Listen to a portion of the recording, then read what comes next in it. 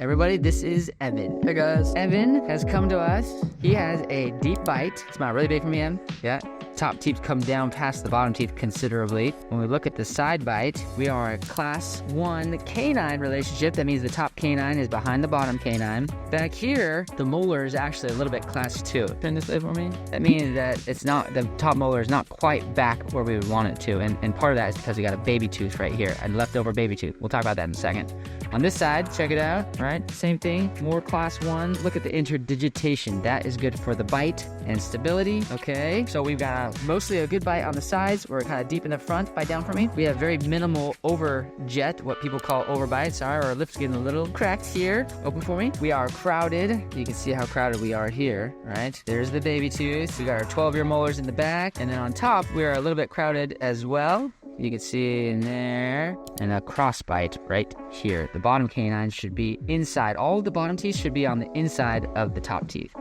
Okay, so Evan came to us having gone through an initial phase of treatment at another orthodontic office. And open for me, they did the Herbst appliance to try and get our lower jaw forward. We do that in our office too. And now we are going to help with lining up the teeth, trying to maintain as much of the bite as we can. And the way that we're going to do that is we're going to start by putting top braces on. Bite down for me. Again, it's hard to put bottom braces on something like this unless you have a bite plate or you glue some turbos in place to try and protect those bottom teeth. But the first thing that we're going to do is we're going to put top braces on here. Open for me. And then we're going to come back. This baby tooth doesn't have a permanent replacement. That means that there's nothing grew on here. Sometimes that can happen. Not the end of the world, but it can change the way that things finish. It won't kill you or anything like that. But what we're going to do is we're going to take this tooth out. We're going to plan to put a device in here called a lingual arch. You can check out our other video. It goes from here to here. It helps keep these teeth here back in the mouth. And then we're going to use all this space because no tooth is underneath it. We're going to pull these teeth back and help use that to resolve the crowding.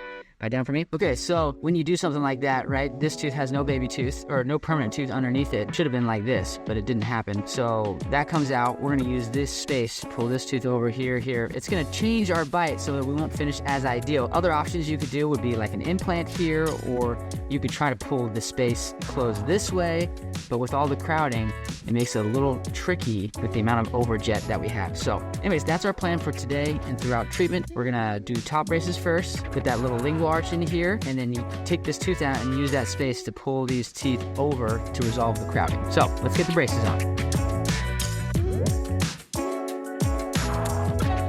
All right, so we're putting our brackets on the top like we said. Try to get all this excess glue around the bracket off, and then we look in our mirror here. We can see the bracket, the position of the tooth. We're trying to get it in the middle of the tooth usually. Okay, and then we're ready to light it up. Okay, and then we're across now. And let's keep going. Nice and funny.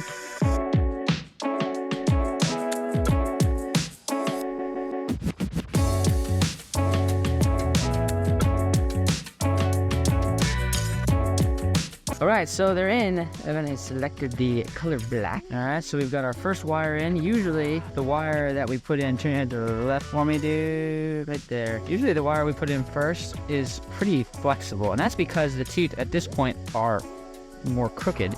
And so we want it flexible to be able to get the wire in and pull them straighter. So like this area right here, particularly, wire bent in to get that. Then we put these little colors around. Everybody's brackets might be a little bit different in that some of them require these colors to hold the wire in place. It's like tying it into place. But some brackets, they have these little doors that snap over and hold the wire in place. But these are not those brackets. They work just as well. So again, our plan is to line these teeth up a little bit more. By pulling these teeth or lining these up, it'll pull these teeth forward away from these teeth and help us prepare for brackets on the bottom. But we're going to start with that device, put brackets everywhere else, take this tooth out, and then going to pull these teeth over. It's going to result in a bite and alignment that is maybe not as conventional, but we don't want to close this space. We don't want to put an implant in there, and we don't want to pull that forward. So that's what we're going to do. Bite down, smile really big. So everybody wants to know a few things. We're going to give Evan a chance to answer some questions. First off, did it hurt? No. No? Okay, was it any part that was actually a little uncomfortable? What do you think? Why it's the light shining in the face from the camera, blinding. What about the cheek? What about the cheek retractor, the part that like pulls your lips apart? That bother you very much? No big deal? Put a little Vaseline on. Didn't you say you put chapstick on before you came? Yeah, there you go. Okay, so that can help with the lips. That wasn't that bad. What about the actual, do you remember that thing that looked like a needle? Did you pay attention to that? No? Or a shot? You didn't see it? So, there you go. It looks like a shot. We call it etched. It comes out that way, but it wasn't a shot, right? Nothing hurt. We put that on, rinse it all out. What about when I was putting on the brackets? Does that bother you at all? What does it feel like? Just a little pressure on the teeth. Just a little pressure on the teeth, all right? So, no big deal. We got the brackets in place. We're going to start that process. Do you have any concerns? You're like, what does this mean for me now that I'm in braces? No? It's just ready to go. All right, do you think that there's anything that anybody else that might be getting braces should know about this process that you went through? Don't be too worried. Be calm so it gets over faster. There you go.